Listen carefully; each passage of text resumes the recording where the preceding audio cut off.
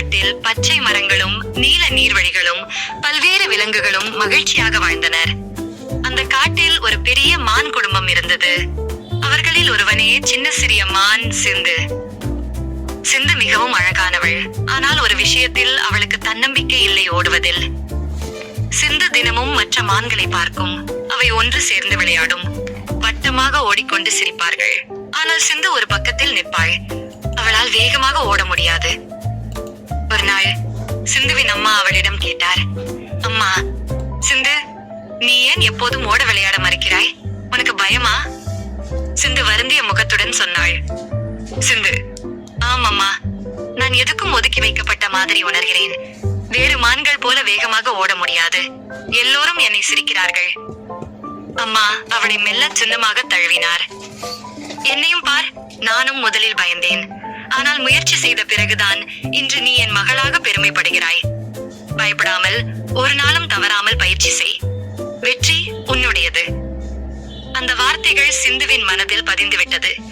அடுத்த சில நாட்கள் சிந்து தினமும் காலையிலிருந்து தொடங்கி சிறிய மைதானத்தில் ஓடத் தொடங்கினாள். முதலில் 3 அடிகள், அடுத்த நாள் 5, அடுத்து 10 படிகள். அவள் விழுந்தாலும் மீண்டும் எழுந்தாள். எல்லோரும் மெல்ல அவளின் முயற்சியை பாராட்டத் தொடங்கினர். அந்த ஒரு முக்கியமான நாள். ஒரு நாள் சிங்கம் ஒன்று காட்டில் பசித்துக் கொண்டு வந்தது. அது அங்கு இருந்த மான்களை பார்த்து விரைந்து ஓடத் தொடங்கியது. அச்சத்தில் எல்லா மான்களும் ஓடின. சிந்து ஆரம்பத்தில் பதறினாள். ஆனால் அப்பா, அம்மா மற்றும் இளைய மான்கள் பின்னால் இருந்தனர்.